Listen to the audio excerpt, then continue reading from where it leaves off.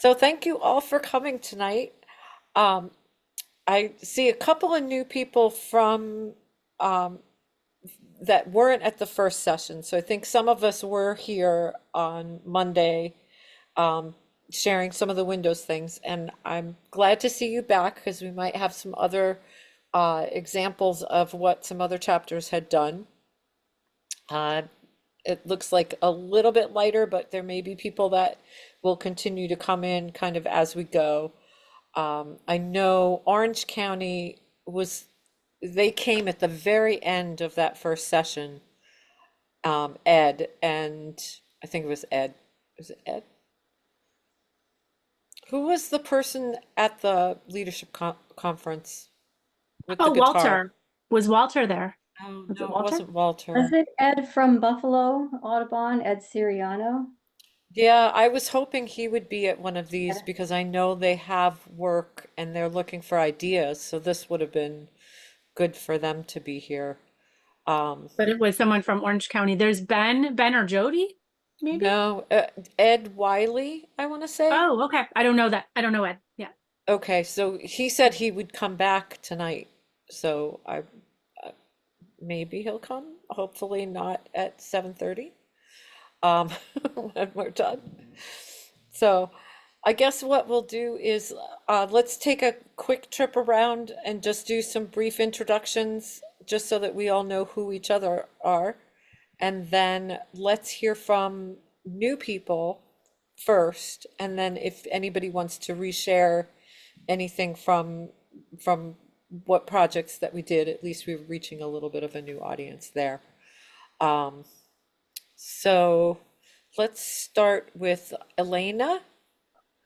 Can let us know what chapter you're from, whereabouts in New York or Connecticut, and you have to unmute your microphone. There You we go. go. Hi, I'm from Connecticut. I'm from Mattabuseck Audubon, which is out of Middletown. Um, and I'm glad to be here.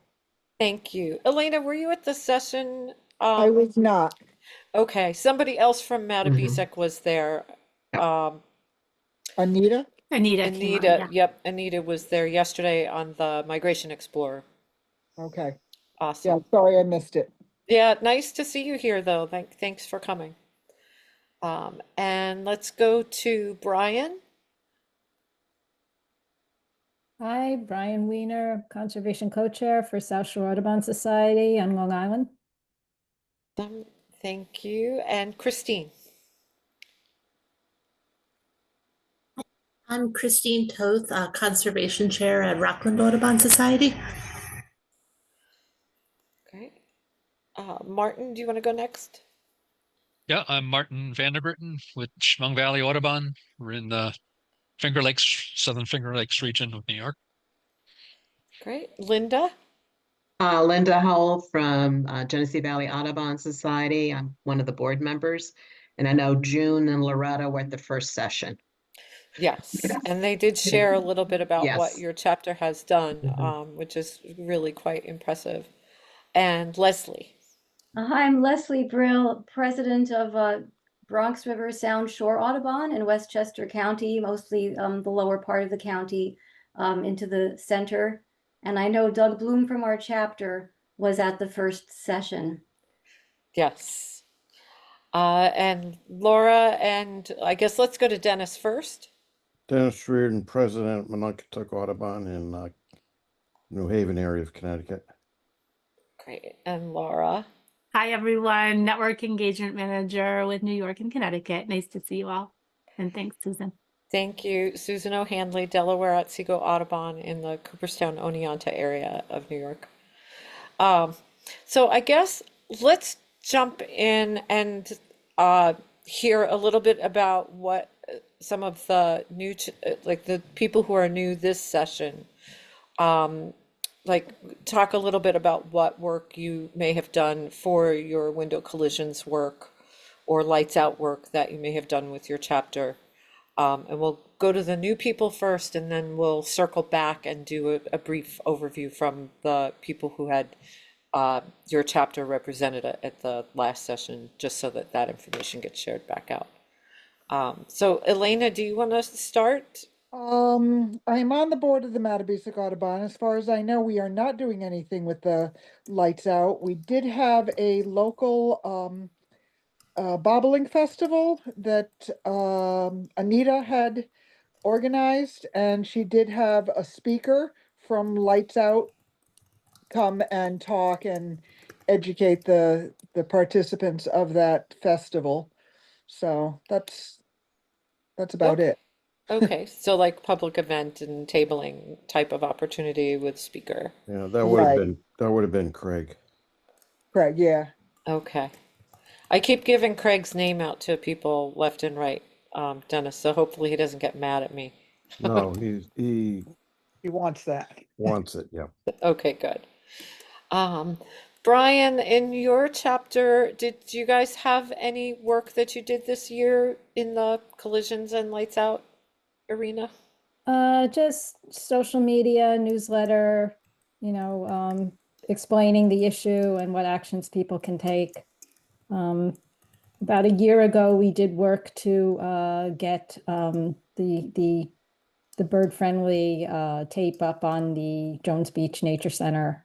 Oh, But we've not done more of that this year. okay. Well, that's a good accomplishment and very visible, I expect, for the nature center. Birds. Friendly windows. And Christine, I look forward to hearing your summary, as I think most of us will. You're another person I keep like bringing up, and people are probably reaching out to you, and you're going, why is Susan giving my name out to everyone? No, that's fine. I like hearing from people like who want to like emulate like, what we did. Yes. But yeah, I'll talk about the Windows collisions first. So we worked with Lamont Doherty, which is part of Columbia University. And they're located, the Lamont Doherty School is located on a cliff overlooking the Hudson in a very woodsy area. And they have been having problems with collisions for a few years. Like a few people who work there were very concerned about it, but were unable like internally to get anything done about it. But with the collaborative grant, when we offered it to them, it was kind of like the catalyst that got it started. So we offered them the grant, and then they were able to raise like a few more $1,000.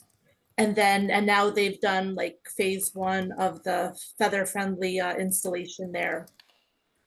And yeah, and we're hoping to do like another phase, like either if temperatures permit, then soon. Otherwise, like in the spring, we'll do the next phase.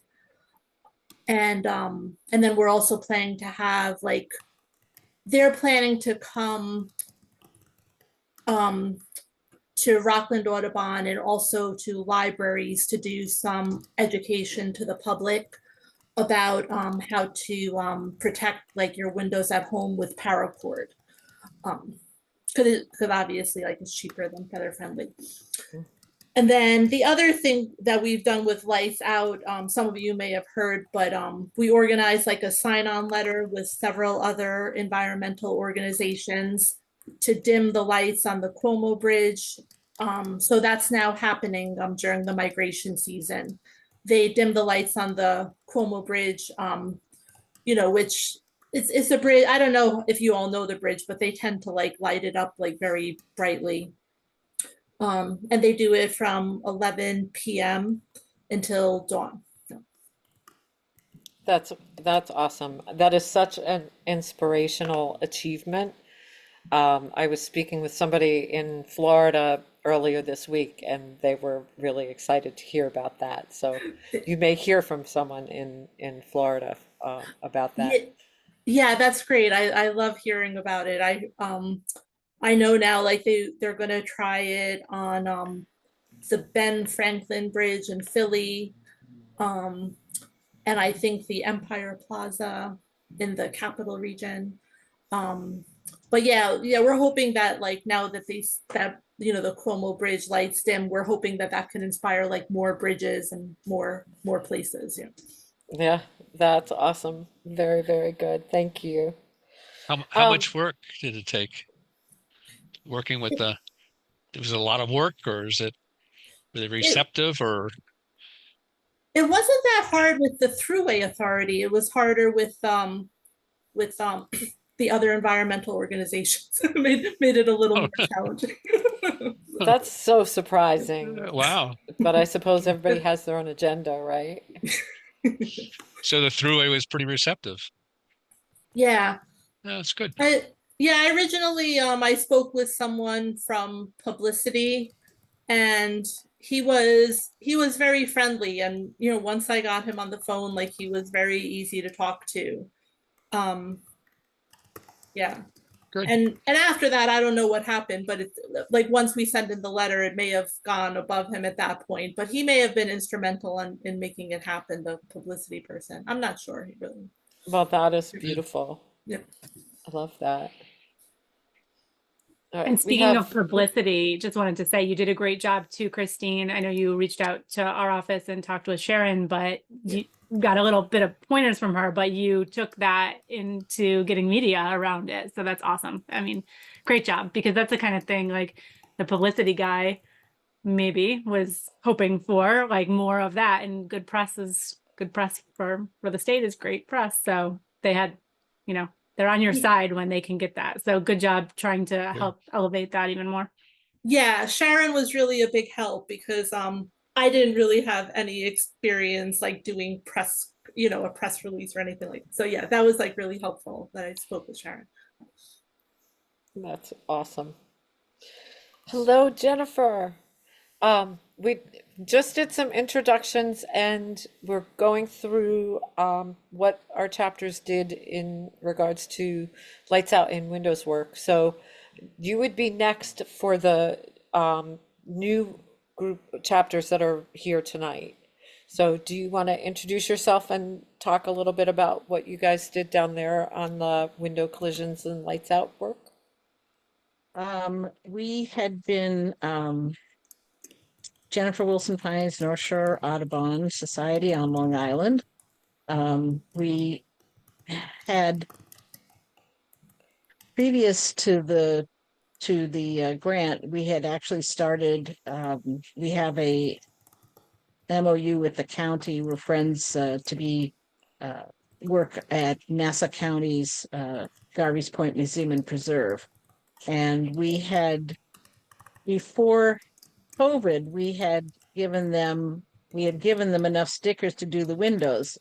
And then everything got closed. And we found out that those stickers, glue, just sitting in a roll, doesn't last forever. So yeah. So when everything reopened 3 years later, the stickers were not functional. So we gave them enough money to do about half of the windows, because half of the windows are a second-story deck and it's all glass. It looks out over the preserve. It's about 100 feet long, and that required ladders or scaffolding to do. So they did the entry of the building, and we paid now for the stickers, and they're up on the back. And I did load some pictures of that with the report. Yep, I did Yeah. see that. And they Um, do have a sign in the front saying that the stickers, the bird collision stickers, are courtesy of North Shore Audubon Society. We also, had the materials as handouts at a couple of events that we did.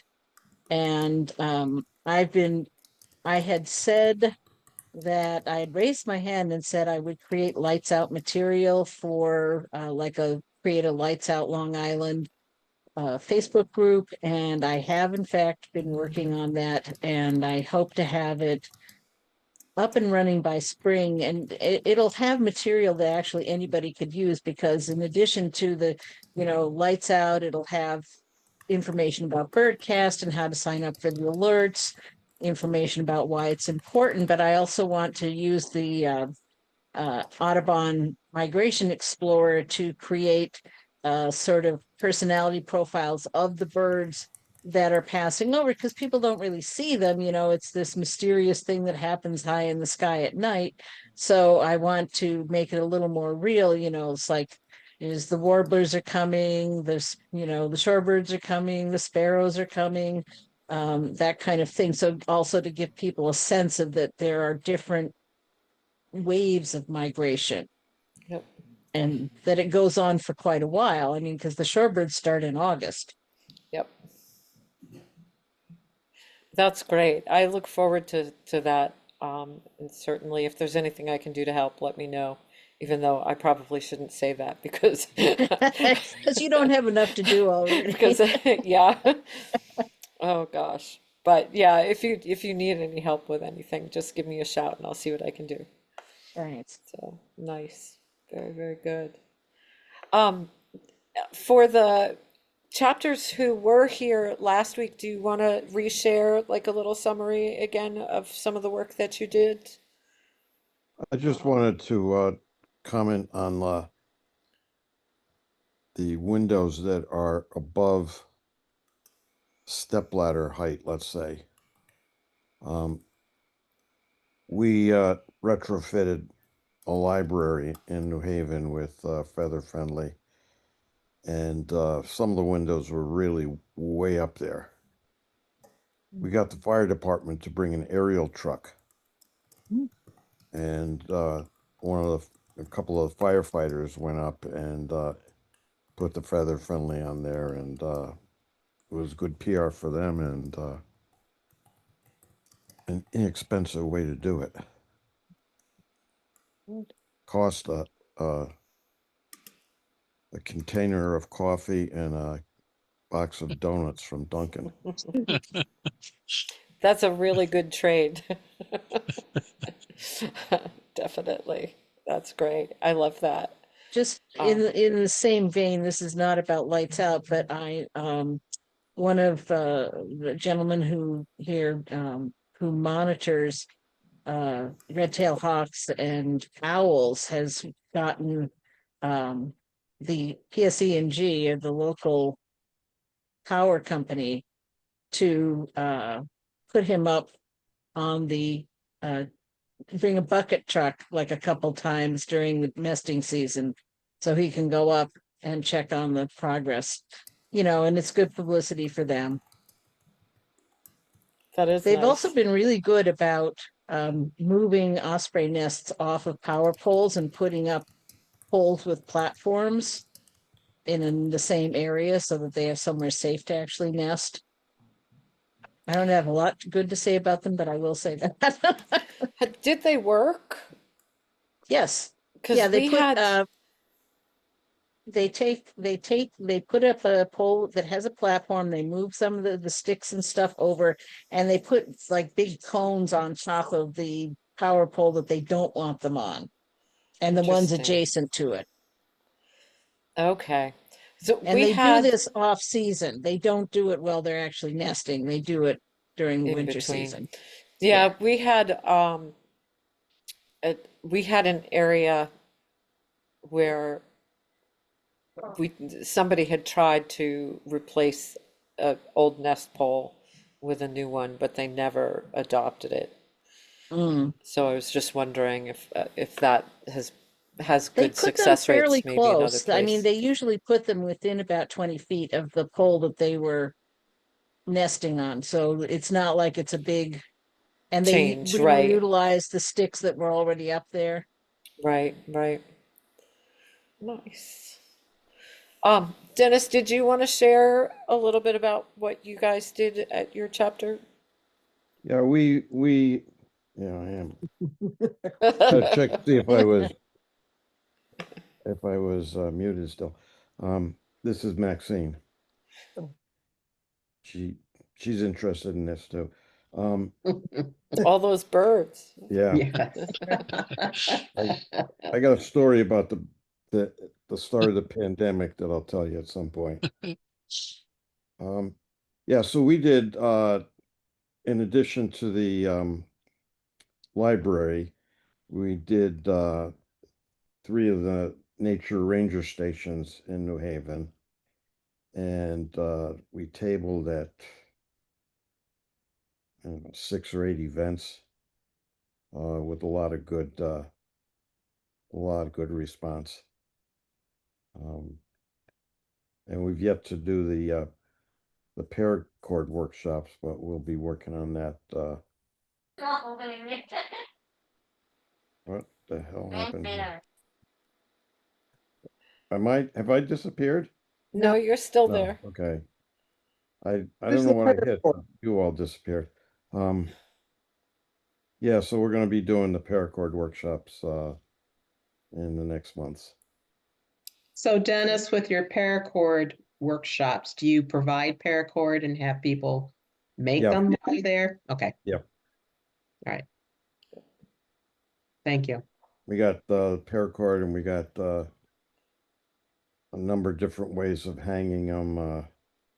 Made a jig to space the cords properly. Oh, okay. So are you doing the top frame actually with cord on yours? Some are that way and some are with the J channel, Okay, but mostly the paracord. okay. Yeah, we did ours. I guess I'll go next if you're done, Dennis. I'll build on that a little bit. Well, I'll chime in later if I think of something. Okay. We did in the spring last year 5 different workshops with homeowners in some of the outlying areas within our chapter region.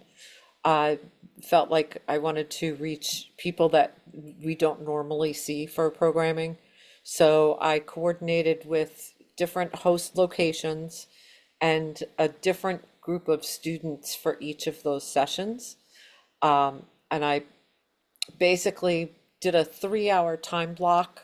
The first hour was just with the students so that we could show them what they were doing, what they were going to be doing, and have them set everything up and start preparing some of the window treatments. And then as people came during the next 2 hours for workshop time, they could work with the homeowners to make their Acopian bird savers. So they're the ones that are in the background picture here. We provided the J channel, we provided the paracord, we had measuring devices all set up and scissors, which scissors really stink. I'm sorry, but they're horrible. Like no matter what kind of scissors you get, nothing quite works well. I borrowed a drill so that we could drill holes in the J channel at the 4-inch spacing. And they went really, really well. We had great response. Homeowners loved them. Basically, the kids had a great time. The people who participated loved that we were involving students. Like it was just win-win everywhere. And we did that 5 times in 5 different locations with 5 different student groups. It was a lot to coordinate, but once that was done, it was pretty easy from there. We did 3 free windows for anyone who wanted them, and then we charged an additional donation for additional windows. So if they wanted to do 5 windows in their house, they would donate for 2, and we suggested 25 each. So by the time we finished this fall, we had actually brought in enough money to double our double our fund. So we had $1,000 from the collaborative grant. We brought in $1,000 in donations over the course of the last 8 months, which I think is great. And that's helped us to continue the program. I've got plenty of paracord still. I have plenty of J channel, which lives in my living room at the moment, and I've got to figure out what to do with it so that I can put a tree in the house this month or next month. But went really well, and we estimated that we were able to work with about 50 homeowners altogether, and we figure that's 15, it basically came out to about 200 windows. We figured 15 birds per household per year extrapolates out to about 750 birds over the course of a year and about 10,000 plus birds over the next 15 years. So part of our goal was to reduce bird deaths. So I think we can take some of that statistical data and at least make an estimate that we're reducing bird deaths. We also did the PowerPoint presentation. We used the template. I modified it a little bit to add lights out at the end of it. I did that as like an Earth Day program. And then I was approached by a continuing education program in Cobleskill, and they asked if I would do that for their audience, and we did that this fall. So we did that twice so far. We added in birds in the Anthropocene, the little bird model program that we did at the council meeting. And we had kids from about 8 and adults right through senior, like a big range of people, about 30 maybe altogether, who participated in that program. And we were able to educate about window collisions, and that was wonderful, and people loved it. I almost think they would have really liked to have taken a bird home with them. But we took them all back and sent them to the artist who's going to make that education display. And then we did a bird migration challenge game from Project Wild, or Flying Wild, which is a national environmental education curriculum. And we basically printed up large lawn signs that had like migration challenges on them, and people can go and pick a bird that they want to be and do a test migration. They roll dice, they go to station 3, find out what happens to them, and roll the dice, go to the next station. And some of them will be, like, oh, a schoolyard planted a habitat, so you had a resting spot and lots of food, and you're now full of energy, you can move 3 steps forward. Whereas another one might be like, oh, your resting spot is now a parking lot or a industrial building.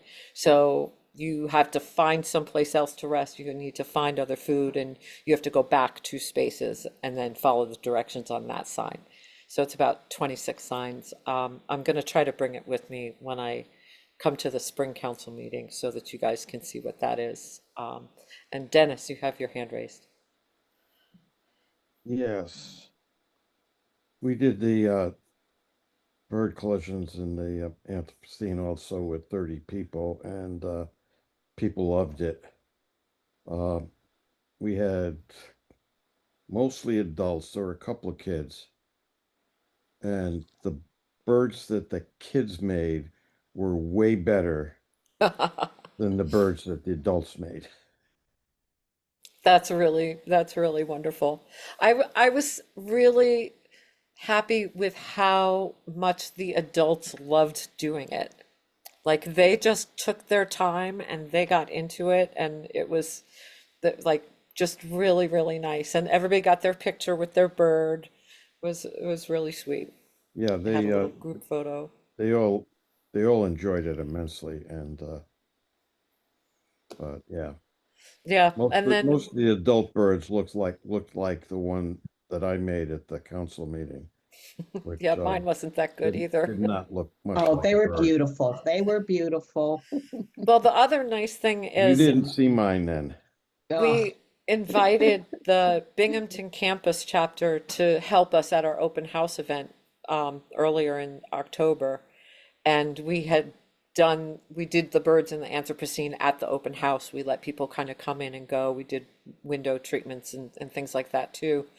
And basically, the campus chapter said, oh, we'd really like to do this for like an art night at the college and teach about window collisions and bring more awareness. So I basically sent them home with like any of the extra materials, like all the glue, all the scissors, and like any bird bases and all the fabrics, and they took it back to do an art program there.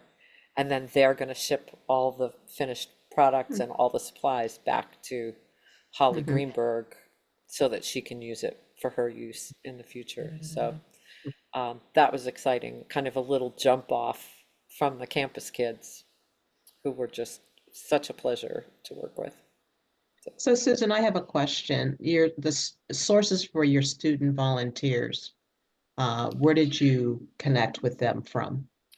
It was challenging to Mhm. get, because it depended on who I was talking to. On some Okay. campuses, I was talking with their advisor, and on some, Okay. I was talking with their students. Okay. So I went mostly through like an environmental club as a Okay. first step. And then they would pass me along. If they didn't have an environmental club per se, they would pass me along to somebody else. We had connections with a professor who runs like the wildlife club at Cobleskill Okay. and uh, Mhm. Hartwick. It's like a forces Mhm. group. They call it Hartwick Mhm. Forces, and I'm not sure if that's like a typical name Mhm. for a volunteer group. They weren't necessarily environmental. But they brought Mhm. probably 10 kids to an all-day event and switched off halfway through. So they'd have 5 kids Mhm. stayed with us to make the window Mhm. treatments, and the other 5 went and did the Mhm. exhibits and talked to people, and then halfway through the day they swapped Mhm. so that everybody got a chance to walk around, everybody got a chance to help, and Mhm. that was wonderful. So So mainly college level. You didn't do I any did high school college levels. kids? Okay. No, high school kids, I actually connected with a science teacher in my area Mm-hmm. who's I know is environmentally Mm-hmm. concerned, and she and her students helped me pre-shrink all the paracord Okay. because it shrinks anywhere from like 2 to 12 inches. Like there's a big potential shrink rate in the paracord. So Mm-hmm. you have to soak it and let it dry overnight Okay. um, Okay. so that so that you don't have to worry about that. They're Okay. outside when it rains, that you're not going to get them coming up the window. Okay. Um, so high school Mm-hmm. kids helped Mm-hmm. with that part of it, Okay. which I don't know what I could have done without them. Mm-hmm. Mm-hmm. I was like, please, here's 4,000 feet of paracord. Uh-huh. Can you please go through this and shrink it for me? So, Well, I know some I'm a retired teacher and school administrator, and I know the district that I had worked with uh, when I've been on their nature center committee.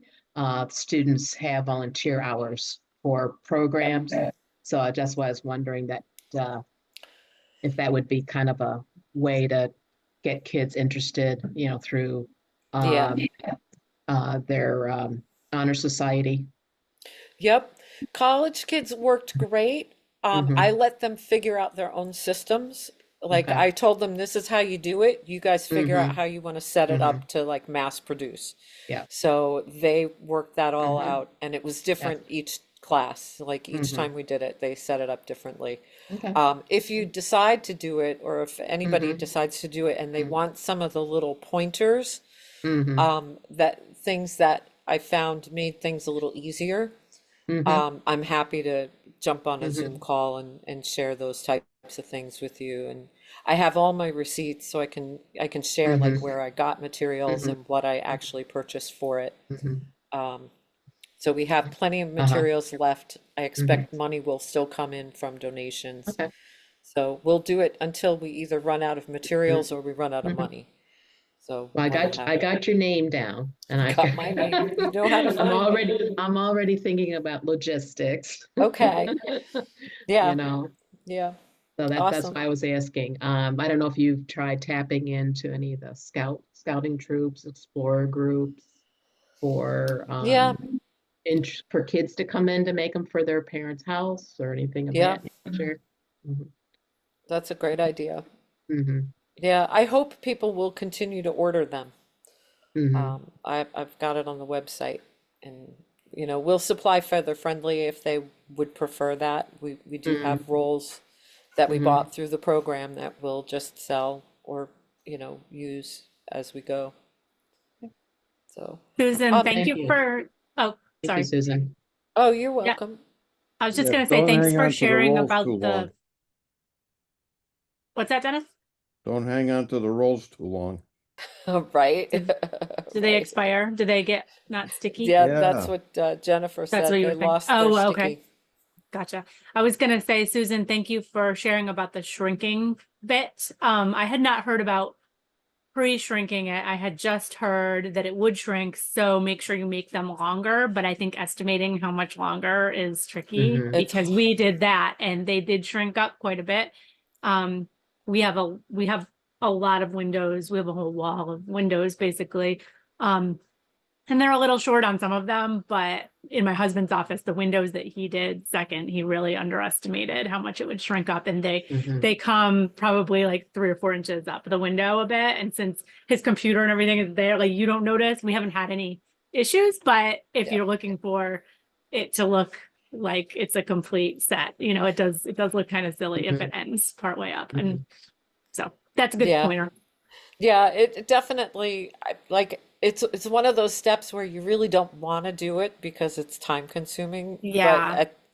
I think it is worth it because there is variation in how much it'll shrink. Well, it was interesting to hear you say that because I know he measured exactly kind of what they suggested to do, and they are definitely shorter than that. So I don't Yeah. remember what that was, but it was like Mhm. 3 inches or something. And I heard Yeah. you say maybe 6 or 7, and that sounds more like it Mhm. because they definitely went up Yeah. a bit. They say they basically said 2 to 12 inches that potential shrink capability on it. So Okay, I guess I I didn't want can't. to risk that. I figured it was worth Yeah, soaking it that's a overnight. big range. And if you Yeah. are making them 12 inches longer, that's a lot more material. So if Yeah, you're you don't want to do wrong, that. you don't want that. Mhm. Interesting. Okay, well, I won't be mad at my husband for not measuring correctly No, then. It's just that his source didn't have that estimate there. So good to right. know. Leslie and Martin. So do you guys, would either of you like to reshare? And then we'll go to Linda too.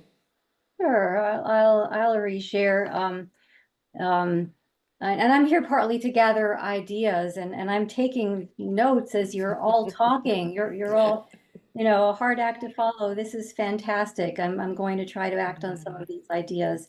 So our chapter hasn't found its groove in doing like a dedicated lights out program yet. I actually put it on our board meeting agenda for Monday because I've been seeing an unprecedented number of dead birds in our area, and I'm getting increasingly upset about it.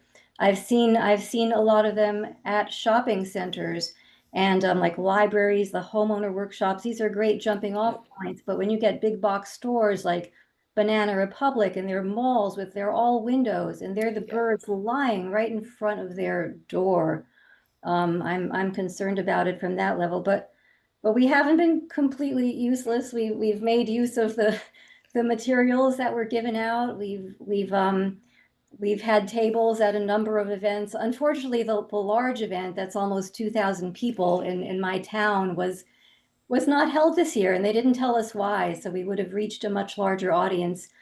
And that festival would lend itself to the game you were describing with the different lawn signs and the stations. So I'd love to see how that works. But Nice. we did have a number of events, our own event in Mount Vernon, our own event in New Rochelle, and the Tuckahoe Department of Public Works Festival. So 3 different parts of the county, 3 different audiences, and I'd say we'd reach 400 plus people at least, giving out the materials for that and using the tablecloth and whatever is left. I'm not sure how much we have left, but we have the big Eagle Fest coming up in February at Croton Point Park, and that's hundreds of people. So that would be a great point to communicate all of this and to give stuff out. So Doug probably mentioned also there is a development going up in our area, an apartment development right next to an ecologically sensitive marsh area. And he probably told you how he attended meeting after town meeting with it was got PR, people were protesting it. I know he mentioned this as a concern. Yep. I don't think it fell on deaf ears. I know at our we have an annual party each year to thank our Bluebird Nest Box volunteers, and someone approached me there, and she lives just over the border from Greenwich, Connecticut, and she's very concerned about her new neighbors, very bird unfriendly lighting. And it struck me that just on the other side of the border in Greenwich, Connecticut, they've done really what seems to be a phenomenal job getting stuff passed for lights out and bird friendly buildings. And just on the other side of the border, there are no rules. So we really have to do something about this. Also, before I forget, you were talking about the college campuses, and I want to mention that my daughter, who's at Cornell, was telling me that a student has launched a contest to design bird-friendly decals for a design. It's gotten a lot of PR there, and if that's an idea anyone wants to think about adapting, adopting, that would be something engaging for students, and they're really planning to use the design to create decals on campus. So yeah, thank you for all your great ideas, and I look forward to implementing some of them and may reach out to a few of you with questions.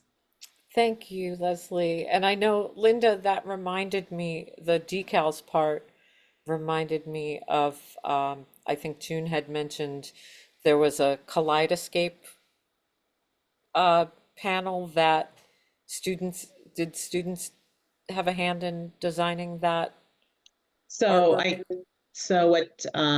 I wasn't directly involved with it, but I can share what June has. June was more involved with that. But basically what it is, there was a teacher that was at the University of Rochester.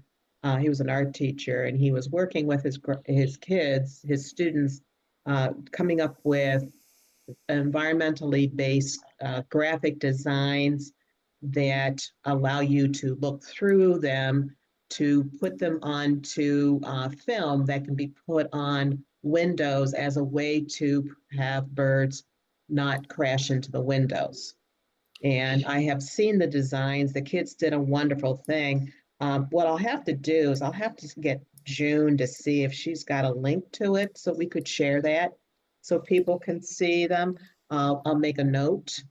Oh, And sure. because I think that would, because the kids really did a lot of work on it. And I'm not sure where they are on the process of finally getting those installed on a building at the University of Rochester. I know there was some minor blocks that they had to kind of navigate around. Yep. And, when you're an advisor for the first time with this type of a project, sometimes you don't always are able to anticipate blocks that you need to plan for. And so I think for the teacher, it was a very good learning experience. If he ever wanted to do something like that again, he knows what he needs to do. There was issues of who was going to install it. Right, right. And I'm not sure if they ever got that resolved. Because these are up high, much like what Dennis had mentioned about what do you do when it's beyond a ladder. Plus, being on a campus, there's liability issues that I know that they're concerned for safety reasons. And so I'm not sure what they finally ended up doing. I believe we did provide them money or put them in contact with a company to purchase the films so that they could print their images onto the film. Yeah. And I believe they did do an exhibit of, think of them like transparencies of Right. what they had done. So I'll see if she can't share that information with you, Susan. Yeah, if she has a picture of it, Yeah. I can submit it. Basically, I can post it on like the wrap up from all of these and include some of those pictures from some of the data reports as well. And if you have pictures of any of your workshops, that would be helpful too to see I some do have a comparison. couple of them. They're not Mhm. great though, but Oh, that's I do good. have a couple of them. I don't know And if these are great either. I know, But Leslie, you mentioned like the malls and the big box stores and stuff like that. Price Chopper, we were shopping, I guess about a week ago at one of the other Price Chopper locations up here. And when we were going in the entrance, like it's the the material they use behind the lettering above the store, like the big sign above the store, is all like reflective mirror-like uh, tiles, I guess you'd call them. But they actually had netting over the whole Oh, thing, wow. so that like they were collision resistant. And it went right over the top and the front of all their, those big letter pieces that made up their sign. Oh, that's So, a great idea. I also wanted to just quickly add the bird collisions in the Anthropocene workshop from the council meeting. I wrote a paragraph about that in the front page article of our latest newsletter, which does go out to 700 plus people in print and via email, and put a link to the program and how much fun it is and that you can do workshops. So hopefully that caught a few people's eye as well. yeah, I hope so. And Holly Greenberg had been out of Syracuse University, but she just relocated to Chicago. So this project is based on Chicago's data and Chicago's birds, so it's very fitting. I don't know how that all came about, but I got the notification that they actually have a building and space in Chicago, and she's relocated out there. So, now I got Cornell, an email from them about a new space opening, and it showed a picture of the wall of birds there. Very cool. nice. I'll Yeah. have to look to see if I can find that. I probably have that in my emails as well. now Cornell had a really nice short video that really was very explanatory as to why putting netting and paracords or feather-friendly dots work. And they did is they took, I can't remember if it was, I think it was a raptor that went down a tunnel, it's directed towards a tunnel, and at the end of the tunnel was glass and there was a window that had been treated, and it came down and avoided that window that was treated. And I Interesting. thought that was I had given that it's on YouTube, and I had given it to June because I think that really clearly showed why this works. I'll look for that. I'll see if I Yeah. can find that video, because that would be a nice thing to add as well. Great. They also had I think it was a raptor who was crashing into a bus stop that also got some publicity. I don't know if there's a video or article about it online, but that was a case study in doing all this. I also love the idea of using the Bird Migration Explorer tool. I was fascinated by that yesterday, and that has so many potential uses, but this of course can help bring it home, as Jennifer was saying, to really help people visualize what's going on up. Yep. I just keep hearing about finches. Like, I'm not sure if I saw something. Oh, my camera decided to stop. So sorry about that. Um, I'll just turn it off for now since it's wonky. There's this whole story.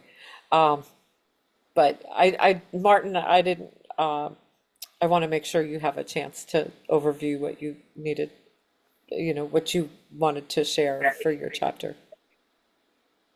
Oh, you're muted. Yeah, our chapter wasn't involved in the project, but it's great getting all the getting the information from all the other chapters and see what we can do next year, maybe.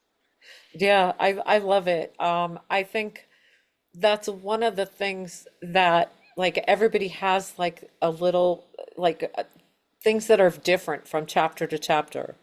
on how they're Yep. implementing these things. And I really think that the fact that we all worked together in this theme has really strengthened our success. So I love that. I love hearing about what everybody's done. And not only what they did this year, but like where it's going in the future. Like so many people have said, and now we're going to do this. Or we've laid the groundwork this year for this work that we're going to do in 2026. So I think the work will continue, and the those achievements, of keeping birds from colliding into windows. I mean, that's all going to help the cumulative impact of good things. Yeah, congratulations, everybody, and Susan for all the work in getting this going and organizing people around it and having so many calls like this too for folks to share. Just want to thank you. You all are doing amazing work, but Susan, this was no easy feat. There were days where it was a real challenge, and I'm like, what did I do? I will never forget just like seeing you unpack the car at the council meeting with all of this stuff that you were handing out to everybody. And we were like, oh, holy smokes, that's a I lot of don't know stuff. how. I don't know how. Amazing. I have a tiny car. I don't You know how do. I did Well that. done. Yeah. The last thing I'll say about the continuation of the work, as you were just saying, Susan, just to stem from that, is that as you all know, the chapter grants are open now. The deadline has been extended to December 1st. So if you are thinking about continuing this work and you want to build on what you've been doing and do a collaborative grant, again, those are the $1,000 level one projects, or an Audubon in Action grant, which are the bigger ones, which is what Susan did for this big project with everybody. Feel free to come to me if you want to chat. There are office hours set up from the national office as well. But I will say, if you're thinking of that or thinking of building on this work, make sure to mention that. Mention that this is part of an extension of what New York and Connecticut chapters have been doing together, and that you got ideas from that. And knowing that you have that support behind you and the support system of sort of the learnings that Susan was mentioning, there's tips and tricks, there's all these ideas that you all are sharing about how to do it best. Mentioning that you have that behind you helps bolster your project too. So again, let me know if I can help if anyone does go in that direction, but I hope you do. Thank Yeah, you. $1,000 can go a long way to doing something like the Copian Bird Saver workshops for people. Yeah, it was plenty for that. And I loved that we used all that and doubled the income, and like was able to double the income and the reach and the, potential of like continuing to do this work. I linked in chat the data report form, that if you haven't done that, and you want to just like submit through, I know the numbers are going to be important for us to report on at the end of this year. So any help you can provide on that would be great. And I think having a good report submitted for this grant on the council level is going to help us make inroads or increase our success or our chance of success if we do other bigger things in the future. So I appreciate everybody's help. I know many of you have already submitted that report. So any other questions or discussions? I'm just going to mention something that's purely anecdotal, is that we have an older house and it has true divided light windows. And the only collisions I've ever had have been on the screen doors, That's where I've got a interesting. big sheet of glass. I don't know if it's that, the wood around the panes is enough to kind of break things up and tell them there's something else there. Oh, maybe. Yeah. So just an observation. So like if you do have an older house that has the true divided lights, you may only need, well, I also did the other things, you know, put the feeder right by the window, Yep, that, you know, so that slowing down the chances of collisions. right, right. Can't build up momentum. Right. Yeah, great. Well, thank you all again for spending your evening hour with me and together to share. And hopefully everybody kind of came away with some great ideas. I love some of the projects this year, and I love the campus chapter. I know of at least 2 or 3 campus chapters who've come to me for resources and help. I've tried to link them up basically to other projects where they might find funding for, you know, addressing some campus windows. So those are all good things, and it's so nice to be working with young people who are very conservation minded. Like that just gives me so much hope in today's world. Yeah. Like we need that. So important. Yeah. So, Laura. That was supposed to be the clapping and I hit the wrong button. I'm gonna Yay. lower it. All right, I wanted well, this one.